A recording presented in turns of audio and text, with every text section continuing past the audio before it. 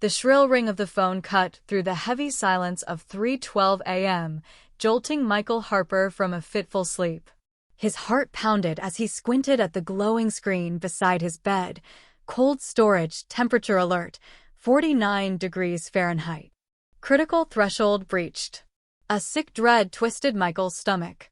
He shot out of bed, barefoot, ignoring his slippers, and sprinted across the damp grass to the small warehouse tucked behind a row of old pines on his property. To Eleanor Stanton and her sanctimonious HOA board, it was just an oversized shed. To Michael, it was a critical emergency supply depot, a silent lifeline he'd maintained for nearly a decade. Now it was in peril. Michael yanked open the side panel, expecting the familiar mechanical hum. Instead, silence, no click, no whir. The power was dead. Inside were 600 vials of temperature-sensitive medication, carefully packed blood plasma units, and military-grade emergency rations, all part of a civilian support contract Michael had upheld for 9 years. He wasn't just a weathered farmer in the suburbs. Michael Harper was a retired military logistics officer. After a brutal storm decimated rural infrastructure a decade ago, he'd turned his quiet Cedar Vale land into a state-licensed fallback depot. Now, someone had shut it down, and Michael knew exactly who: Eleanor. Skipping coffee or shoes, Michael stormed back to the house, grabbed his landline, and dialed the emergency contract line. When the dispatcher answered, he reported the temperature breach, the backup battery failure, and his conviction: this wasn't an accident. No visible damage, no cut lines. Someone with access to the HOA breaker panel flipped it manually. "I'm certain Eleanor Stanton orchestrated it." A heavy pause followed. "We're escalating this, Mr. Harper." "Sit tight." Michael hung up, sat in the kitchen, mind racing. Images of Eleanor at last week's HOA meeting burned fresh, her glare at his depot while ranting about neighborhood aesthetics and non-compliant structures, thinly veiled attacks. Her obsession with control was palpable, and now it had crossed a dangerous line. By dawn, Michael's truck idled outside the HOA clubhouse, steam curling from his coffee as he waited. When Eleanor's oversized silver SUV pulled in, he blocked her path. She leaned on the horn, but Michael didn't budge. Eleanor emerged in a garish pink tracksuit, her smile smug and taunting. "Did you cut power to my storage facility?" Michael demanded, voice low but deadly. She blinked, then grinned wider. "That industrial freezer disguised as a shed?" "Yeah, I had our contractor shut it off yesterday. Non-compliant. Should have done it sooner." "What's in there?" "Frozen junk." Michael's voice turned to steel. "Emergency supplies, vaccines, plasma, critical state-level rations. You've endangered lives." Eleanor cackled, loud enough to startle 2 nearby board members. "Oh, please. It's just a freezer. You're running a business." "Violation of 4.3b. I'll send the paperwork." Michael stepped closer. "You shut down a state-authorized emergency depot? That's a felony." Eleanor's scoff dripped bravado. "You can't scare me with your made-up rules. I check zoning. You're not above us." Michael's voice dropped lower. "You triggered a red-level response. If you think I'm bluffing, keep watching." She shoved past, knocking over a bulletin board.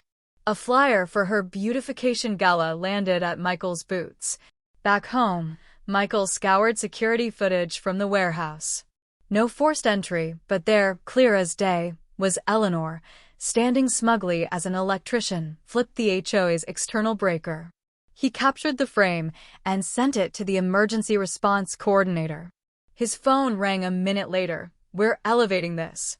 Prepare for mobilization." By mid-afternoon, news vans lined Cedar Vale's entrance.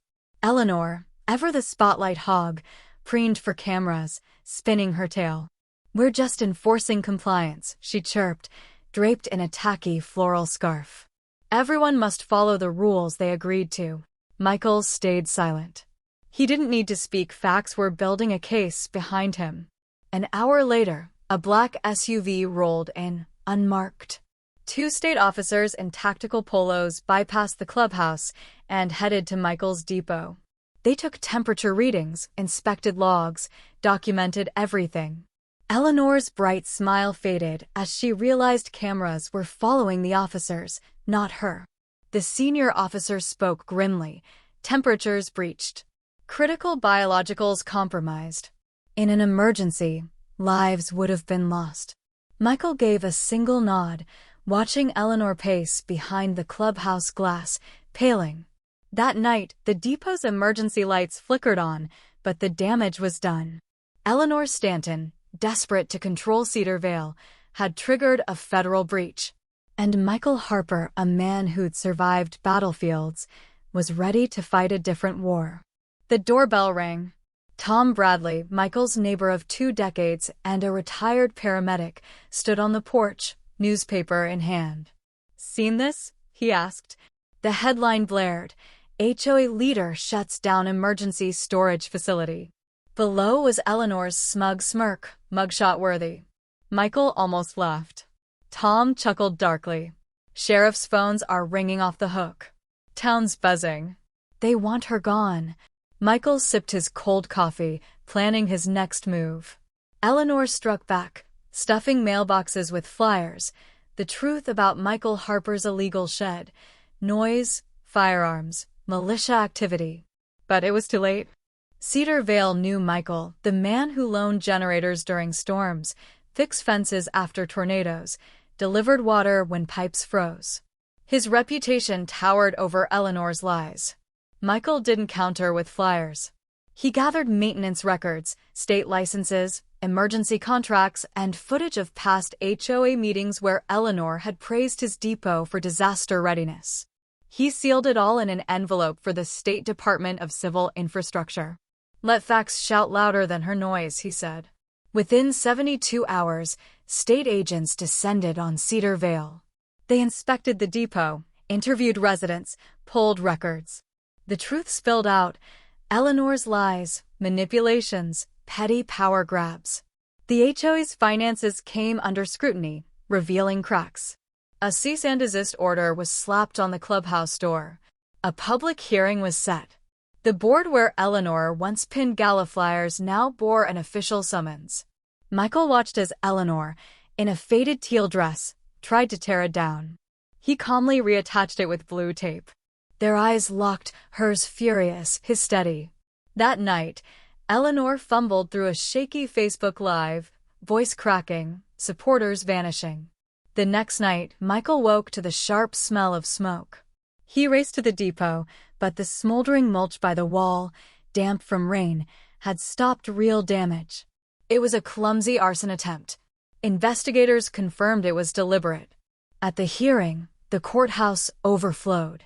Eleanor sat, pale and brittle, flanked by lawyers. Evidence piled up: the sabotage, slanderous flyers, attempted arson, financial mismanagement. Footage of Eleanor watching the electrician kill the power drew a collective gasp. Neighbors' testimonies dismantled her defense.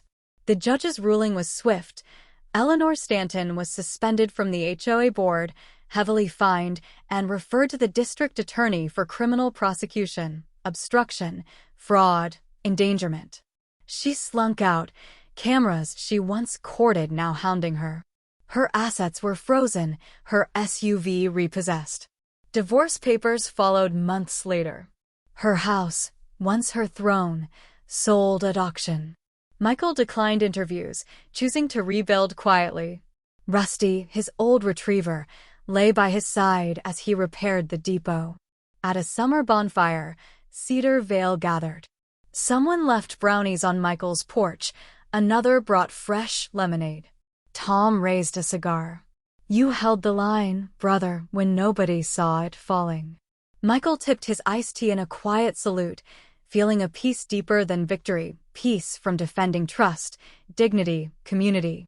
Under the depot's gentle glow, Cedar Vale was reborn, free from Eleanor's shadow.